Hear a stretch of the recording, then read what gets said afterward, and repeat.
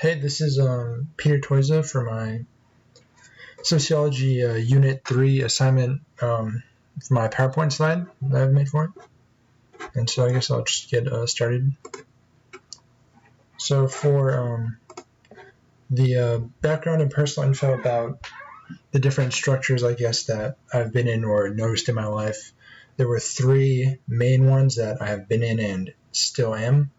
The first one is my family, I guess, which is the main structure that I have been in and still continue to be in, especially now under quarantine, I suppose. And a big one was I've had a job at a grocery store. Not right now, but that was a big structure I was in, and I really saw the elements of a structure while working there.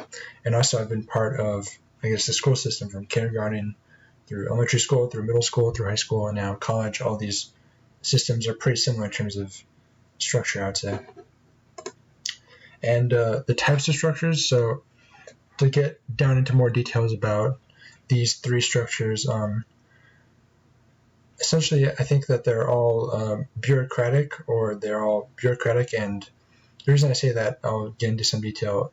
For example, in the school system, students report, it's a very clear hierarchy where students report to their teachers, who in turn report to their supervisors, such as the principal or college dean, and it's a very clear chain of command, it seems, in schools. And then my job I worked at, I'd report to the manager, who reported to the owner of the store.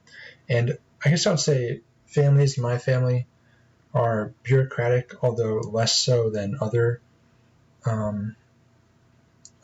examples. For example, when I was a kid, I would listen to my parents without question, and now that I'm an adult, I don't necessarily have to do that as much.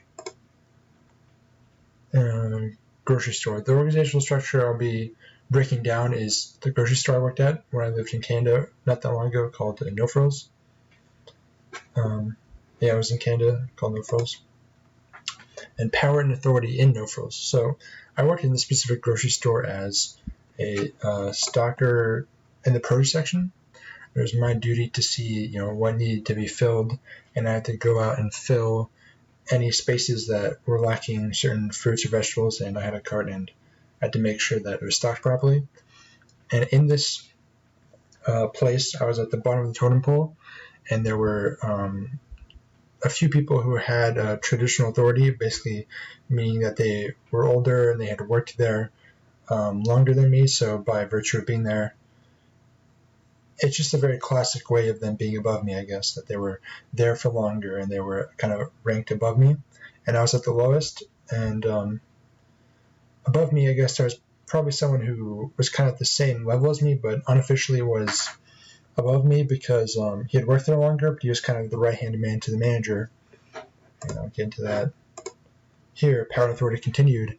Above me and the rest of the stockers was really the manager, and in the specific produce section, I had two managers, and both of these managers reported basically straight to the owner because this was like a small grocery store. It wasn't that big, and so it was me, stockers, managers, and then owners, or the owner. And it was pretty a clear hierarchy, I would say. And on most days, I would see for myself what needed stocking, and I would go and figure out how to fill the spaces and what I would do. So I kind of would do that, but ultimately the managers would let me know, and they did on a lot of days, tell me specifically what I should work on and what I should do in the store. And assessments of the structure that I worked in. The bureaucratic structure is old-fashioned, but I think in the context of a store and the store I worked at and other retail establishments, I think the bureaucratic structure works in that context. Advantages of this include a clear hierarchy, which I kind of talked about, where basically it's very clear the order, the chain of command. This is also known as formalization. And so it's very clear what I had to do every day, basically. Other advantages of the bureaucratic structure are specialized positions, so people to kind of do the same thing, so they get good at it. And it's easy to bring in new workers into this system that has been built. And every day is basically the same day-to-day operations for the positions, so logistically, it's very clear these type of bureaucratic, industrial, structured organizations. Assessments of structure continued. The bureaucratic model, well, I think the bureaucratic model may be good for retail and grocery stores, there are definitely disadvantages. For example, because workers do a lot of the same jobs, there's worker burnout and high turnover rate, which I experienced at my job. There were probably like after I was hired, maybe there was like 2 or 3 people that only worked there for just a few days. Like people kind of go in and out of these. People are very easily replaced and go in and out in these type of industrial organizations and jobs. And lack of adaptation to market trends, it can be hard to adapt while the structures are so set in stone to new events. And final thoughts: bureaucratic and post-industrial organizations. There are a lot of pros and cons between them, and in countries around the world, post-industrial workplaces seem to be the new trend. Like a lot of tech companies are coming up, and a lot of companies are kind of adopting open offices and open ways of thinking and doing business. And industrial bureaucracies still exist all around the world, and the format may continue as some businesses, such as retail establishments, may find it hard to move away from this model, and I don't think they will for a long time. And here's my works cited page.